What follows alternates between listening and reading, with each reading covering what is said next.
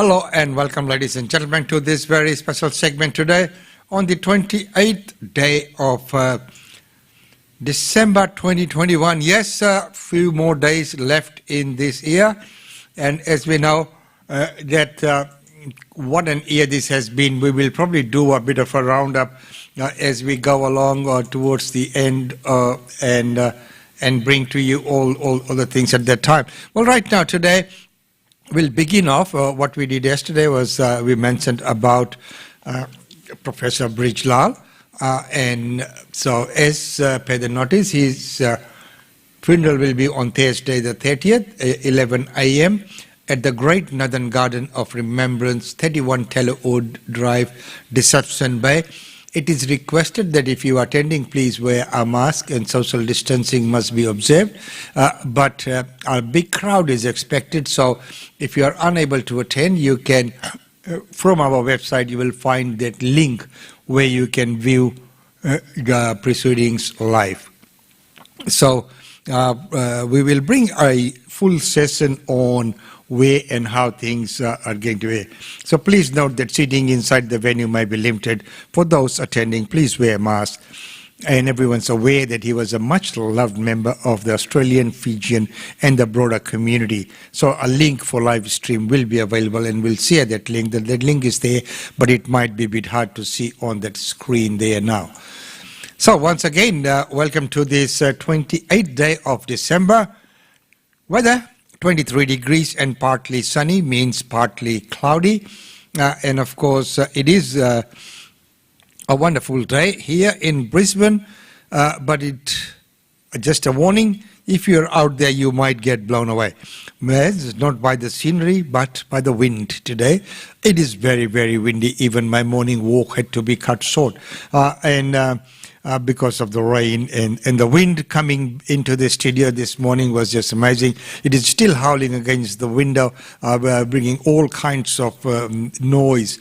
Some of the noises, remind you of some of the old horror movies. The sound that's coming out from there. Well, right now, let's look at the news and find out what's happening.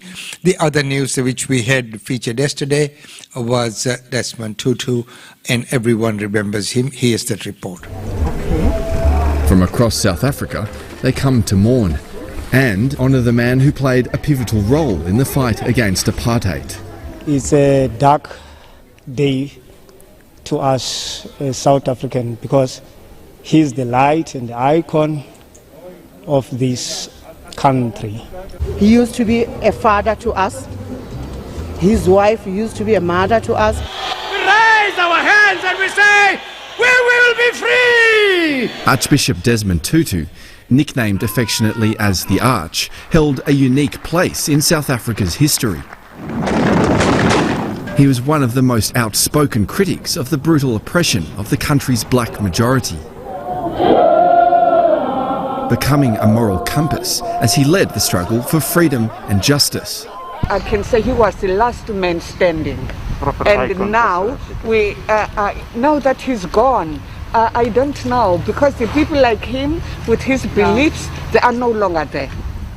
The city of Cape Town was lit up to honour the Archbishop in his iconic colour. Archbishop Desmond Tutu was one of our nation's finest patriots. He was a man of unwavering courage, of principled conviction, and whose life was spent in the service of others. Tributes have been pouring in from around the world, including from the Pope and the Queen. I remember with fondness my meetings with him and his great warmth and humour, she said. Former US President Barack Obama calling him his mentor. He never lost his impish sense of humour and willingness to find humanity in his adversaries. And Michelle and I will miss him dearly. Remembered for the joy and compassion that he brought to South Africa's long fight for freedom.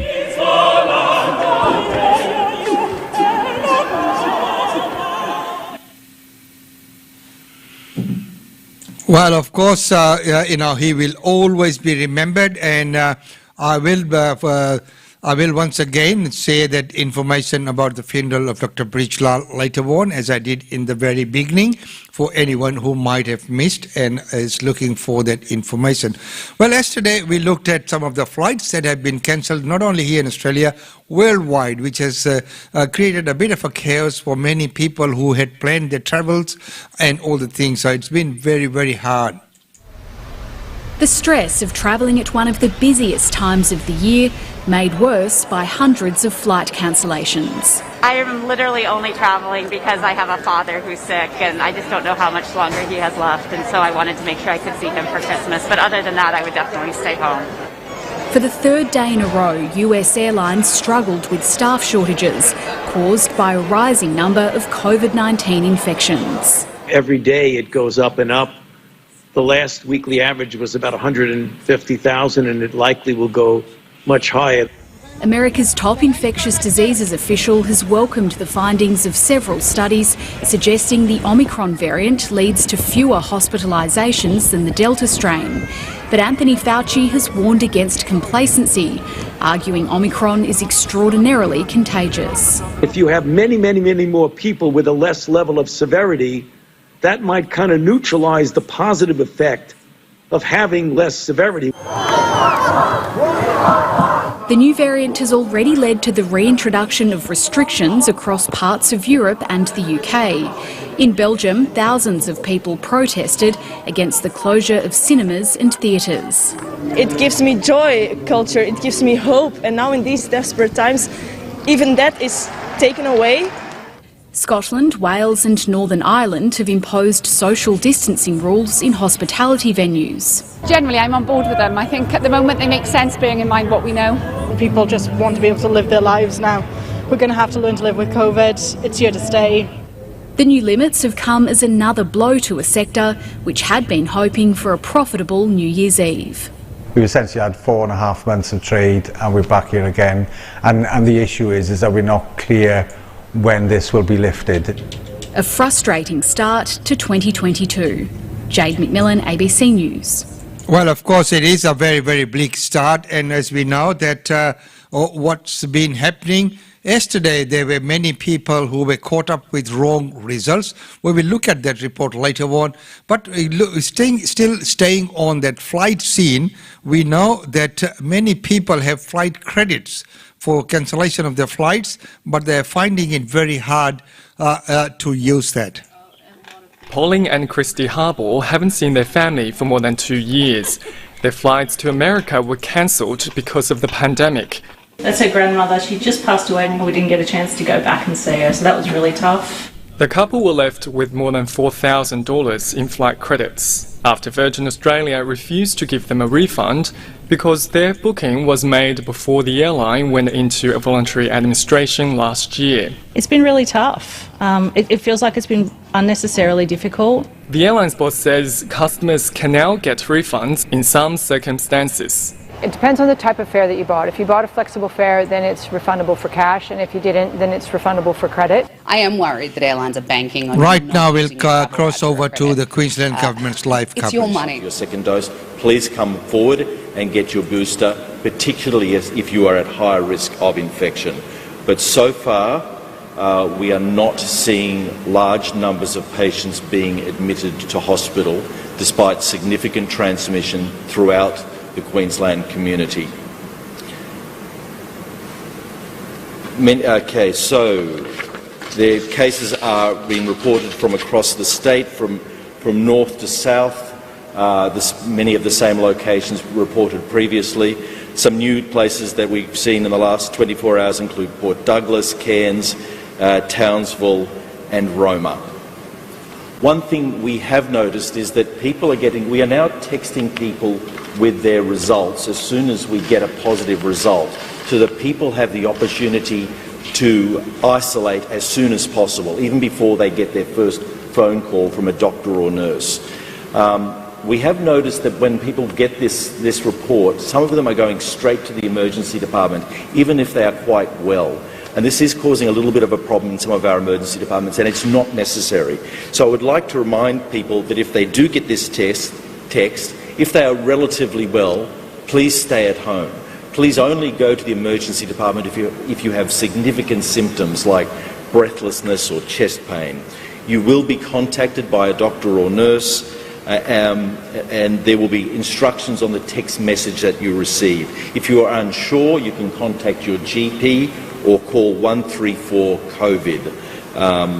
So you only need to go to the emergency department or dial 000 if you have significant symptoms like breathlessness. So more information about that is available on our website. We have currently 976 patients receiving care at home,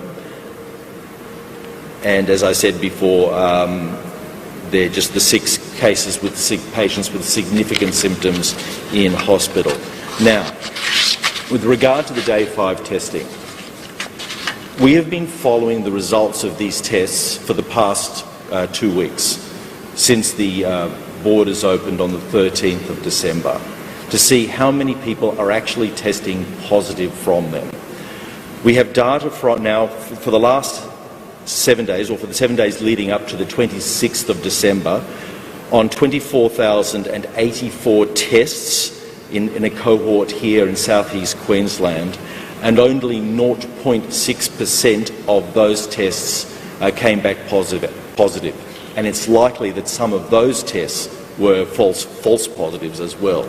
So the positivity rate in the second test taken on day 5 has proven to be extremely low, remembering that all of these people will have received a negative test prior to crossing the border. So I have discussed this at length with my colleagues and many experts in the field.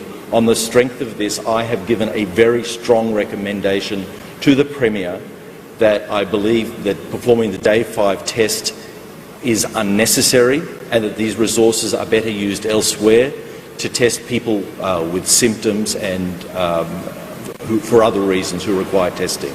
But I have given the strong recommendation that this is based on the data that we have received within the last 24 hours. Our most recent data that we have received within the last 24 hours has indicated that the positivity rate in that day 5 test is so low that it is not contributing in any way to the safety of Queenslanders, and that resource can be used better elsewhere. I think I'll leave it there. Thank you very much, and hand back to the Deputy Commissioner. Thanks, Dr. Durrell. I'll just start with an operational update. We saw yesterday 34,027 vehicles come across our road borders, with 177 refused entry. Domestic flights, 10,919 persons were checked, 10 were refused entry and 114 placed into quarantine. We did see an increase yesterday of over 100 additional masks handed out to 123 for the day, so the message is still there for our community. Wearing masks when you need to, right across Queensland, so this just doesn't apply to one part of the state, it applies to the whole state, is one of the primary defences against further spread of COVID. So please carry your mask and wear that. That message remains very strong, and we'll continue to hear it. We only issued one penalty infringement notice for a border breach yesterday on the Gold Coast, and we checked 120 businesses who were all compliant. We also responded to 57 specific calls for service in relation to COVID-related matters, with no action being taken. I'll also address the changes with the border pass on the back of the decision around the day 5 testing. Ordinarily what we would do is wait for the update of that system, and that would mean an IT change, which is what we're going to do, of course. And the work that goes through that in updating the system, then testing it and make sure it works, takes some time. So that will take several days of work. Under the circumstances, on the advice of Dr. Gerard and after discussion with the Minister and the Premier, we assured that we could operationalise this straight away, and it's important to do so. So, as we have throughout all of the pandemic response, our police officers will be briefed around the discretion they can apply in this instance. So what that simply means is that until the system can catch up, as the Minister advised, people can apply to get their pass, even though the question may ask them to agree to have a 5-day test. If they just accept that obligation, we will have in play a workaround as they arrive into Queensland so they can come through. Of course, it doesn't really come into effect until after for day 5 anyway, and as we've heard, that's been done away with. So that's a decision that is made, a very practical and pragmatic one to get things moving so we can get people back in.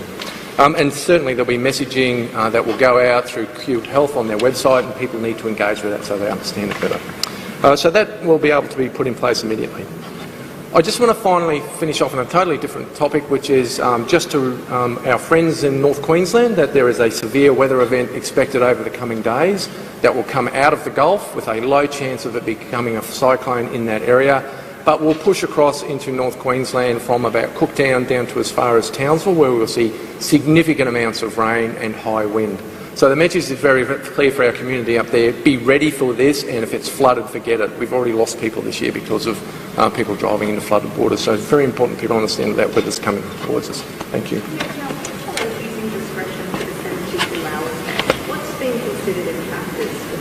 Sorry? So the 72-hour test is something for in the coming days, if the government will consider that. What we're looking at today is the 5-day test. So our discretion now is for the 5-day test. With everyone that arrives, right throughout the pandemic, our officers deal with individual case-by-case assessment of what's occurred. And that's happened right throughout the pandemic. In some instances, they've considered it appropriate to allow people to come in who haven't had their result, but those people still have to go into hotel quarantine at their own cost until they can get that resolved.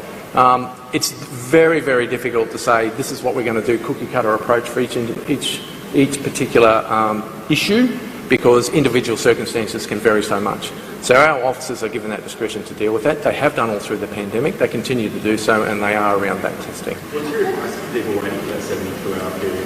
We know a lot of people are getting tested and waiting to fly before that and not getting enough time. What's your advice? Look, my advice is that for those people is they need to understand that under the current requirements, they are required to have a negative test before they come in, before they enter the state. Now, what's happening in some instances is people are believing they're going to get their 72-hour test before they enter, which can mean on the plane, because we're very connected these days, and somehow they're coming in and getting themselves in trouble because they haven't got that test back. That's when our officers will look at these things on a case-by-case basis and make a decision. We've observed pretty poor compliance in parts of the Gold Coast in terms of using QR codes, staff aren't checking vaccination status, they're wearing a mask under their nose. Has police handed out any fines? We have handed out some mask fines in the last week, Lydia. I can't say specifically whether it was in that area. I don't have that information. But that's one of the concerns we do have. We're seeing very good compliance in some areas, but in other areas it's just not happening the way it should. So it's a reminder to every Queenslander out there, these directions and the things that we're trying to prevent happening are happening right across the state. We've got cases popping up everywhere. It impacts on everybody. They all have obligations to do the right thing. If we are seeing really blatant non-compliance issues, we will do targeted operations and take enforcement action as appropriate. Do you think police need to maybe ramp it up a bit on the Gold Coast? We've run in particular targeted operations on the Gold Coast previously, and certainly we'll do it again if we need to. If people have that negative test result, but they had their test outside of the 72-hour window to wait so long, will that still be valid? Look, it's very specific at the moment. It applies for 72 hours. So this is where you get a conflict between what's happening and what the legal requirements are. And as I said, it depends so much on the individual cases that our officers have to make a decision on each case on its merits. Will people be expected to get another test if they usually have that same problem? Look, the obligation is on the... I've travelled recently. I've come back from Melbourne. I know how it works. So people have the obligation to make sure that they can do everything they should, or they do everything that they should to make sure they can enter lawfully into this state. Thank you. Minister, is it fair? It seems like our testing burden has been eased, but New South Wales, that 72-hour requirement, we're still pushing their testing compliance out. Yes, but we've got to understand the difference between a day 5 test that applies to people who have already had a previous test prior to arriving in Queensland versus not doing a test at all. So it's really important to understand there are people, we have over 440,000 people who have border passes to come into Queensland just in 2 weeks. There will be many people who have got that PCR test interstate and found out they're positive who haven't come here because of that, and I'm aware of some examples. So it is really important that pre-arrival test occurs. However, as the Premier has said on at least 2 occasions now, if not 3, that we are currently looking at whether we can move to the rapid antigen tests from the 1st of January. But we've also got to make sure there's adequate supply, because to say you don't need to line up for a PCR test in New South Wales or Victoria, for example, and then people find they can't get access to a RAT test, that's not going to fix the problem. So we need to make sure that there's supply, and we're working through all those at the moment. I know there's different types of RAT tests as well. Some are simply saliva tests, some are still nasal swabs, and so some are more accurate than others. So we're just taking advice and we're working through that in a safe way, but we know the pre-arrival test is a really important test. As opposed to the day 5 test, we've got enough data now to show that we can move away from that. I think New South Wales has reported over 6,000 positive cases today. So we know that COVID is spreading very quickly through New South Wales. We've still got to be careful. What do you who will pay for it? Well, at the moment, it's the private individual. So this is something that the Commonwealth should be looking at, whether it should be made available for free or heavily subsidised, because as we move more to RAT tests, and I know that businesses are asking for this as well, and some businesses will just require this of their staff, separate to any public health directive, just to reduce the risk of bringing COVID into the workplace. So, other countries have made this available for free. I think this is something the Commonwealth should be looking at. And I just want to mention, Lydia, you talked about masks. I do want to reiterate to everybody that you should be wearing your mask. So there's requirements to wear a mask. It's mandatory in certain settings like retail stores for staff and for customers, but also in hospitality, staff must be wearing those masks, and customers, we strongly recommend anywhere you're going indoors to be wearing those masks as you enter and exit where you can't socially distance. And yes, I'm hearing of non-compliance in areas around the state, including the Gold Coast. It's really important that people are wearing those masks. It's such a simple thing to do, and it can make all the difference to slow the spread of the virus. What do you know about the major COVID emergency involving a leading private mental health facility in Brisbane in the suburbs? And if so, what happened about it? I haven't been briefed on that. On the rapid test, with the issues with the rapid tests and availability, I understand that they're pretty hard to get at the moment. They can cost up to $50. What are you going to do about those supply issues? Well, we're checking out what the supply is. It'd be very easy for us to just say, well, people can get a RAT test interstate before they arrive. But we want to know, is the Commonwealth making sure there's adequate supply across the country? Because I can say, my personal experience, every pharmacy I've walked into, every shop I've walked into, they're generally sold out and they've got signs up saying they're waiting for the next delivery. So, there's no point shifting from one type of test to another type of test if you're not confident that that test is going to be available, because, as we know, there's still that 72-hour window that you have to have the test. If they can't find a RAT test anywhere, then they're still lining up at a pathologist or a public testing clinic and trying to get that test within 72 hours. So we're just working through all of those issues. Have you considered bouncing up the time from 72 hours to like 90? So we'll leave that report there, and as we have just heard that the new arrivals to Queensland are no longer required to have day 5 tests. So anyone with symptoms should get tested, and for further information you should go to the Queensland Government Health /COVID-19 testing site to get that information. But the breaking news is day 5 tests are no longer required. So there you are, you had it first on Australian Indian Radio. Right now we'll carry on with the news segment, and as we know, in New South Wales, a man in his 80s has died because of Omicron. A system under strain from west to east. Testing sites under enormous pressure as queues continue to grow. There's 4 of us in the car, obviously, that has to get tested, and we've got good health resources here that are being sucked up by people that are travelling, and where we don't have any symptoms at all.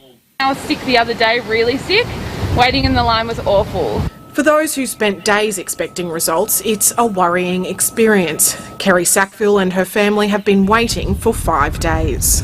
I don't know if I'm keeping my kids cooped up for a week for nothing. I don't know how best to protect them anymore. It just feels very chaotic and unsettling and distressing. Another 1,000 patients who were tested on December 23 and 24 were prematurely sent negative test results. But Sydney St Vincent's Pathology has now promised those patients will receive accurate results by the end of tonight. At about 1:40 p.m. today, I got that message from SydPath saying your test may be incorrect due to a clerical error and to immediately isolate. And then literally 10 minutes after that, I got... 10 or 15 minutes, yeah. Not long. I got another follow-up SMS saying that I was positive. His partner Tara Hong has also been told she's positive. As a diabetic, that delay is frustrating. I really doubted the initial negative results, so we actually spent 6.5 hours in another queue yesterday at another pathology clinic to get retested. It comes after 400 positive cases were incorrectly told they were negative by the same service. We're saying to the Premier very clearly, if you need to call in the Commonwealth for extra support, do so now. Our healthcare system is at breaking point.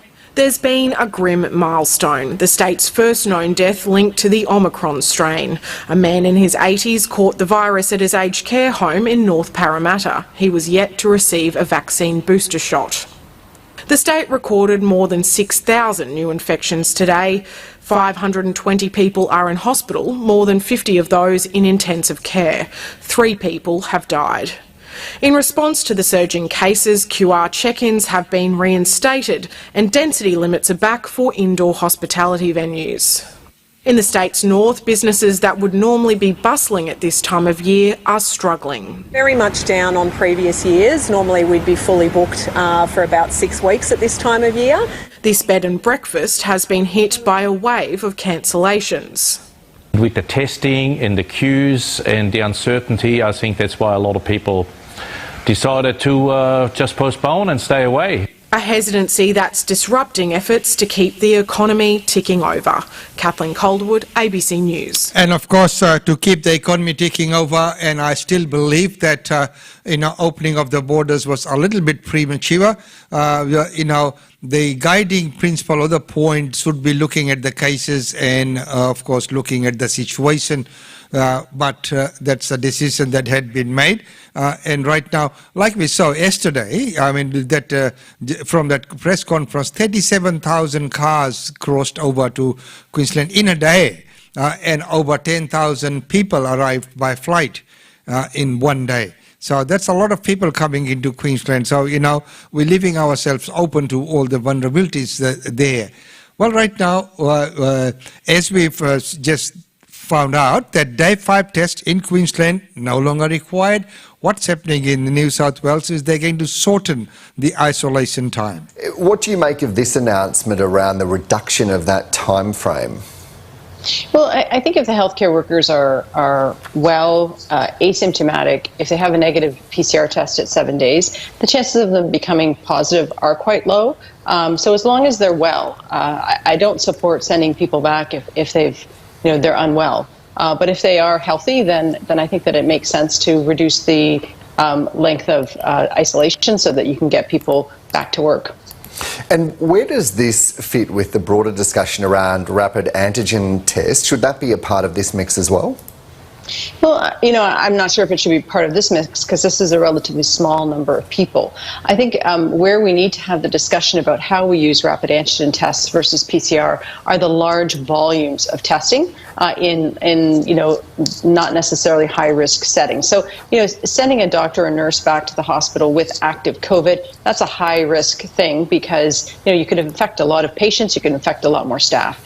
But when we're talking about the testing that happens with people who've been contacts who are not in high risk settings, who are going to the testing centers, that's a different scenario. And so that's where I think a rapid antigen testing can come in, can kind of fill the gap that we currently have, because really when you look at the testing in many of the states now, it's at capacity, or it's trying to kind of push it past capacity. So we have to do something to kind of take the heat off that system, and I think rapid antigen testing can do that.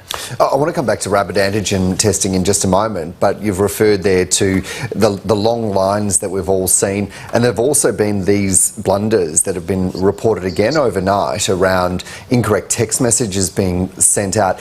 Do you see that as being a result of that expanded or overcapacity, the demand? Yeah, I think that they're really being pushed. The testing centres are really being pushed to deliver over the Christmas holidays, and so I think that really. Plus, people will be off. People in the testing centres will be, and the labs will potentially have COVID as well, and some of them will be furloughed. So you're really stressing the system, and I think that that's what we're seeing. And it's not just the testing centers. So you see the long line, so we have a very clear picture of how under stress they are. But the labs themselves, there's only so many PCR tests you can run. You only have so many machines, and plus you have to do all the labeling of specimens, etc. So these mistakes that you're seeing, that's a system that's really put under too much stress, and it's resulting in real life consequences. And some of those are people waiting up to 70, 71 hours to get a test result. And there's a long queues and long waiting period for those tests there. Well, as I mentioned that today we have a very special treat for you towards the end.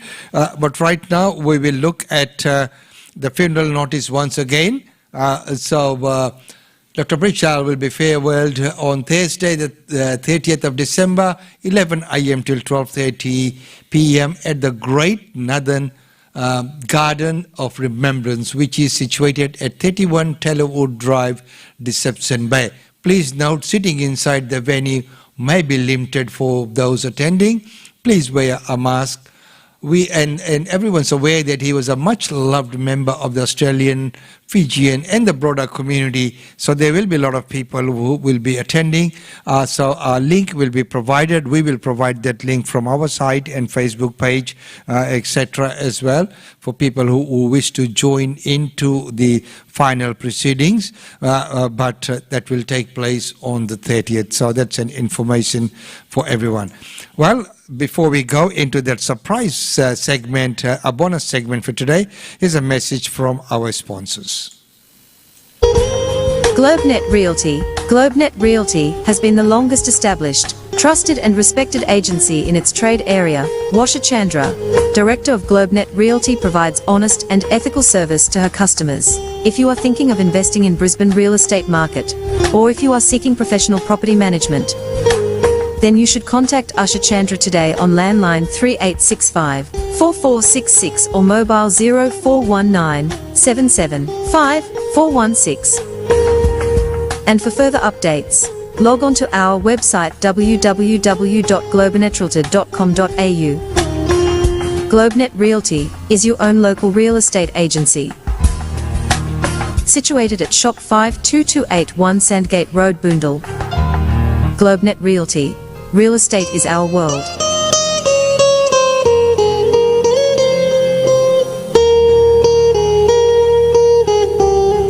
And real estate is the world. And don't forget that we have the real estate update with Usha Chandra resuming in 2022. Well, and of course the travel updates with Tanvi Goyal will also resume in January. So everyone's having a bit of a break at this time, a much deserved break, I must say. Well, right now, as promised, here is that Briz Bollywood presentation, especially for all of you around this time to enjoy these segments.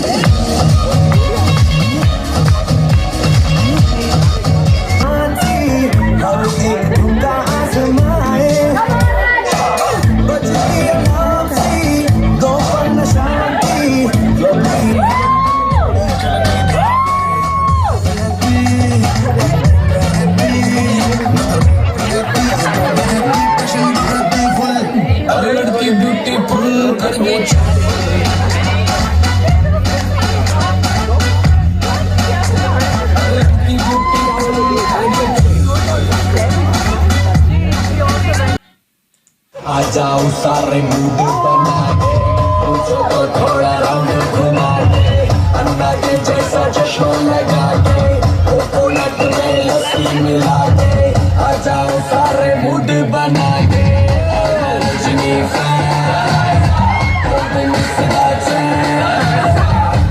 Rajni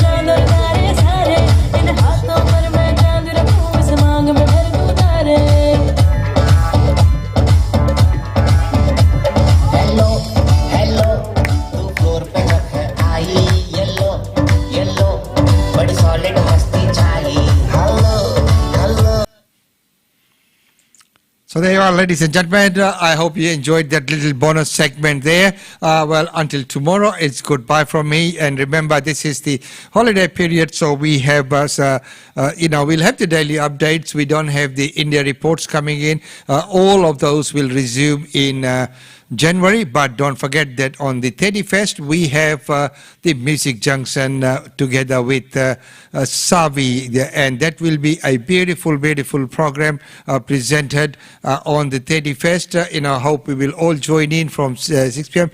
That will also be the first anniversary of our Music Junction. We will see you then on that, but I will be hosting all these daily segments at 10 a.m. Every day. Until or unless there is something that and you will be notified. But once again, I'd like to thank each and every one of you for joining in to the segments and for all the comments that come in. Thank you so much. Until tomorrow, it's goodbye from me.